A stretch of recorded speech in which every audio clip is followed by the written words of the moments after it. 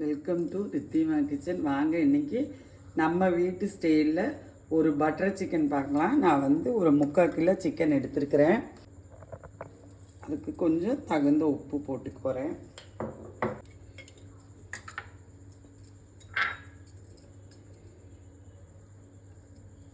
மிளகு பொடி அதுவும் போட்டுட்டேன். மிளகா பொடியெல்லாம் உங்கள் வீட்டு இது வந்து நம்ம வந்து லைட்டாக ஃப்ரை பண்ணி நம்ம கிரேவியில் போட போகிறோம். பட்டர் சிக்கன் அப்படி தான் செய்வாங்க. நீங்கள் மைக்ரோவனில் கூட கிரில் பண்ணி எடுத்துக்கலாம். நான் மிளகா பொடி போட்டுட்டேன். நான் இப்போ வந்து கரம் மசாலா இவ்வளவு போட்டு போகிறேன்.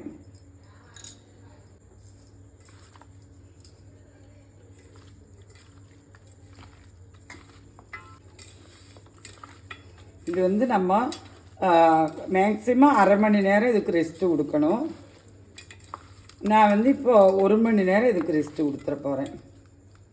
இஞ்சி பூண்டு பேஸ்ட்டும் இதில் 1 ஸ்பூன் போட்டு போகிறேன்.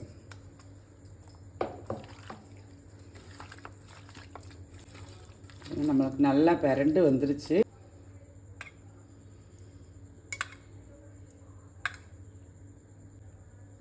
தயிர் வந்து நான் சின்ன ஸ்பூனுனால ஒரு 2-3 ஸ்பூன் விட்டுருக்கிறேன்.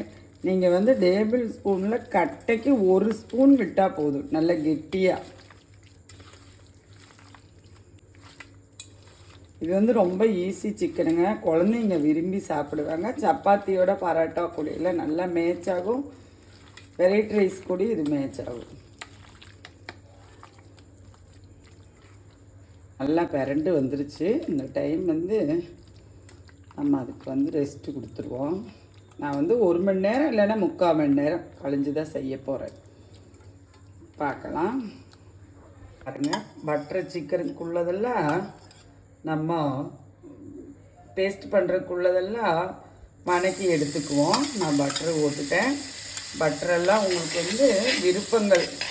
பட்டரு கண்டிப்பாக போடணும். இது பட்டரில் மாத்திரம்தான் நம்ம தாளிப்பாக இருந்தாலும் சரி, இந்த நம்ம பேஸ்ட்டுக்கு வணக்கி எடுக்கிற பொருளுகளாக இருந்தாலும் சரி, பட்டரில் தான் செய்யணும். அப்போ தான் அதோட ஃப்ளேவர் நல்லா வரும் நம்மளுக்கு. பாருங்கள், பட்டர் உருகிச்சு. நான் பைசஸ் எல்லாம் எடுத்து வச்சுருக்கேன்.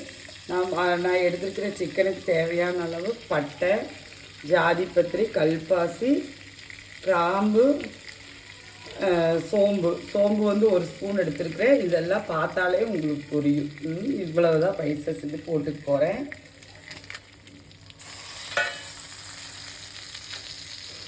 அதுபோல் 1 துண்டு இஞ்சி எடுத்துருக்கேன், அதுவும் போட்டுக்கிறேன். ஒரு 6-7 பல் பூண்டு அதுவும் போட்டு போகிறேன்.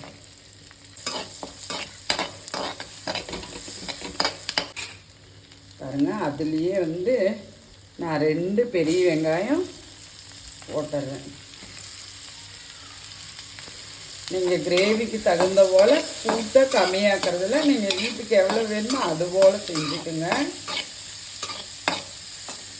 அதுலேயே வந்து நான் தக்காளி வந்து 3/4 கிலோ சிக்கன் எடுத்திருக்கேன். அதுக்கு வந்து 3 தக்காளி எடுத்திருக்கேன்.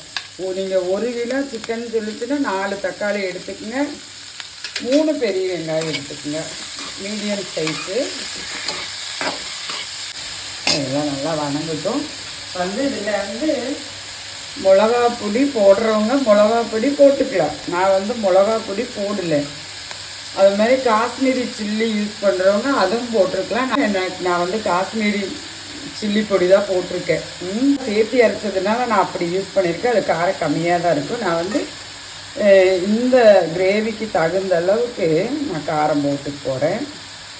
அதுங்க நம்ம வீட்டு காரத்துக்கு தகுந்த அளவுக்கு ஒரு 8 மிளகா போட்டுட்டு போகிறேன். இந்த மிளகா பொடியும் யூஸ் பண்ணிக்கலாம். நீங்கள் வீட்டில் யூஸ் பண்ணுற அந்த வரமிளகா பொடியாக இருந்தாலும் சரி, காஷ்மீரி மிளகா பொடியாக இருந்தாலும் சரி, அவங்கவுங்க வீட்டு காரத்துக்கு தகுந்த போல் யூஸ் பண்ணிக்கோங்க. நான் வந்து இங்கே வரமிளகா தான் யூஸ் பண்ணியிருக்கேன்.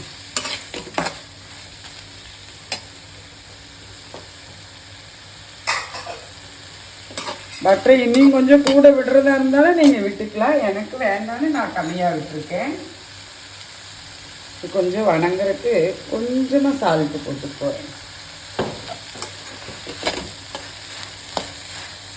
சீக்கிரமாக அந்த பச்சை வாசமெல்லாம் போயிருங்க. இதை மூடி போட்டு கூட நம்ம சிம்மில் வச்சு வேக வச்சுக்கலாம். இடையில ஒன்று கிண்டி விடணும். நான் இப்போ மூடி போட்டு சிம்மில் வைக்க வச்சுக்கிறேன். பாருங்க, நமக்கு வணங்கிடுச்சு. இப்போ வந்து நான் வந்து இதை வந்து ஆற வச்சு நல்லா நைஸாக பேஸ்ட் பண்ணணுங்க. இந்த டைம் வந்து நான் ஒரு இவ்வளவு முந்திரி பருப்பும் சுடுதண்ணியில் ஊற வச்சுருக்கேன், அதுவும் போட்டுற போகிறேன். இதில் வந்து நீங்கள் வந்து நல்ல ரெட்டிஸாக வேணும்னு சொல்லிச்சுன்னா இந்த பாதி வரமிளகாயில் வந்து நீங்கள் காஷ்மீரி மிளகா ஆட் பண்ணிக்கலாம். நான் வந்து அதை ஆட் பண்ணல, உங்களுக்கு தேவை இருந்தால் நீங்கள் பண்ணிக்கோங்க. பாருங்கள், நான் அடுப்பை ஆஃப் பண்ணிட்டு வந்துட்டேன். இதை வந்து நம்ம பேஸ்ட் பண்ணிடுவோம். நம்ம சிக்கனை வந்து கொஞ்சம் ரோஸ்ட் பண்ணி எடுத்துக்கலாம். நான் வந்து முழுகிற அளவுக்கெல்லாம் ரோஸ்ட் பண்ண போகிறது. சேலோ ஃப்ரை அது செஞ்சுக்க போகிறேன். பாருங்கள், நம்ம அதுக்குள்ளார வந்து சிக்கன் பார்த்திங்களா தண்ணி விடவே இல்லை. நம்ம வந்து இது வந்து ஒரு ஃப்ரை பண்ணி எடுத்துக்கலாம். நான் வந்து பட்டரில் தான் ஃப்ரை பண்ணணும், அப்போ ஒன்றும் கூட டேஸ்ட்டு கூடும். தேங்காய் எண்ணெயில் தான் ஃப்ரை பண்ண போகிறேன். இது வந்து சேலோ ஃப்ரை செஞ்சு எடுத்துக்கலாம் நம்ம இந்த சிக்கனை.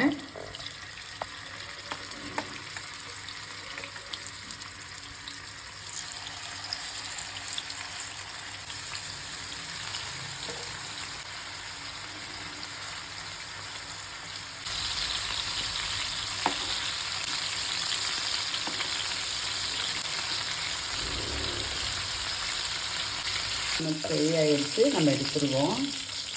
ரொம்ப நம்ம சில்லி சிக்கனோட லெவலுக்கெல்லாம் போகக்கூடாதுங்க.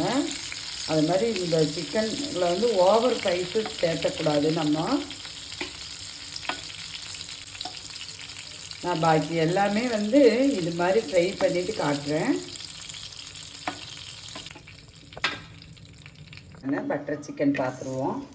நான் வந்து பட்டர் போட்டு போகிறேன்.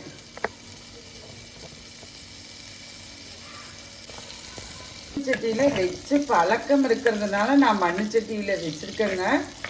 வைக்க தெரியாமல் புதுசாக நீங்கள் மண்ணுச்சட்டியில் வச்சிங்கன்னா நம்ம முந்திரி பருப்பு போட்டிருக்கோம், அடி பிடிச்சிடும். நல்லா கிண்டி விட தெரியணும், அதில் வச்சு பழக்கம் இருக்கணும். இல்லைன்னா நீங்கள் வீட்டில் எந்த பாத்திரம் யூஸ் பண்ணுவீங்களோ அதுலேயே வச்சுக்கலாம். பாருங்க, நான் நல்லா நைஸாக பேஸ்ட் பண்ணிட்டு வந்துட்டேன். இது வந்து வடிகட்டியும் போட்டுக்கலாம். நான் எனக்கு தேவையில்லை, நல்லா நைஸாக பேஸ்ட்டாக இருக்குது, அதனால நான் வடிகட்டுறது கிடையாது, இப்படியே போட்டுப்போம்.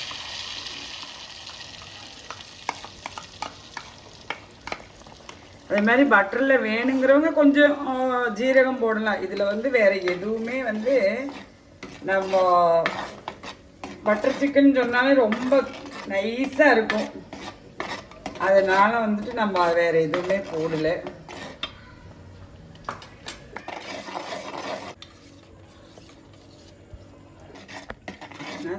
தேவையான அளவுக்கு இதுக்கு வந்து தண்ணி ரொம்ப வேண்டாம், நல்ல கெட்டியாக தான் நமக்கு வேணும். நம்ம முந்திரி பருப்பு போட்டிருக்கிறதுனால பாருங்கள் நல்லா நைஸாக இருக்குது பார்த்தீங்களா. இந்த டைம் தான் நான் உப்பு ஆல்ரெடி சிக்கனில் பொரிச்சதில் உப்பு போட்டிருக்கோம், அது பேஸ்ட் ஆகிறதுல உப்பு போடு நம்ம வணக்கிறதுல வந்து கொஞ்சமாக உப்பு போட்டிருந்தேன். இப்போ வந்து நான் உப்பு வந்து போட்டுக்க போகிறேன். உப்பெல்லாம் வந்து அவங்கவுங்க டேஸ்ட்டுக்கு தகுந்த போல் போட்டுக்குங்க. ஏன்னா நம்ம இந்த சிக்கனில் உப்பு போட்டிருக்கோம், அதுவும் வந்து ஊறும்போது உங்களுக்கு உப்பு கூட போயிடக்கூடாது, இதெல்லாம் பார்த்துட்டு போட்டுருங்க.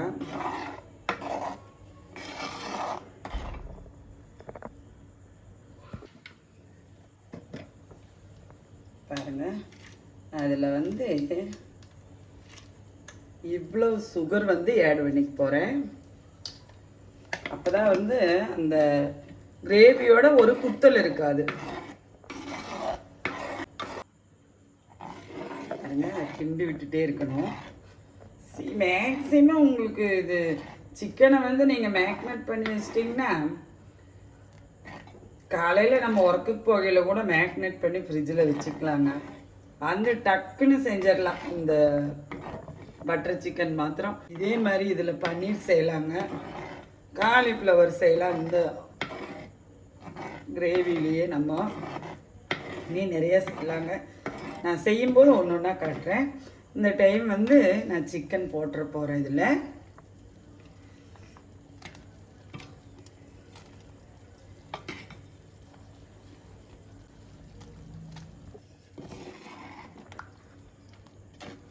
பாருங்க, இன்னும் ஒரு 5 நிமிஷம் நமக்கு இருந்தால் போதும். பாருங்க, நமக்கு வந்து பட்டர் சிக்கன் ஆயிடுச்சு. நான் இந்த டைம் வந்து பாருங்க ஒரு 4 ஸ்பூனு ஃப்ரெஷ் க்ரீமு ஊற்றிக்க போகிறேன். இப்போ வந்து நான் அடுப்பை நிறுத்தியாச்சு, மல்லித்தலையும் போட்டாச்சு. இது போதும், இதில் இருக்கிற சூடே எனக்கு போதுமான அளவு. பாருங்கள், மல்லித்தலையும் போட்டுட்டேன், அடுப்பை ஆஃப் பண்ணிவிட்டேன். இந்த டைம் வந்து கஸ்தூரி மேத்தி வந்து நான் இவ்வளவு எடுத்திருக்கேன். ஒரு கையில் வந்து இது வந்து ஒரு 1.5 ஸ்பூன் இருக்குங்க, அதை எடுத்திருக்கேன். அதை வந்து தேய்ச்சி தான் போடணும். அப்போ தான் இந்த பட்டர் சிக்கனோடது பன்னீர் கிரேவியோடதெல்லாம் வந்து இந்த கஸ்தூரி மேத்தி தான் வந்து உங்களுக்கு நல்ல ஃப்ளேவரை கொடுக்குங்க. நான் இப்போ போட்டுட்டு அப்படியே மூடி போட்டுற போகிறேன். எல்லோரும் வீட்டில் செஞ்சு குழந்தைகளுக்கு கொடுங்க, குழந்தைகளுக்கு ரொம்ப பிடிக்கும் இந்த சிக்கன். வாங்க, நம்ம வீட்டில் சப்பாத்தி கூட பட்டர் சிக்கன் சாப்பிட்லாம். நன்றி, வணக்கம்.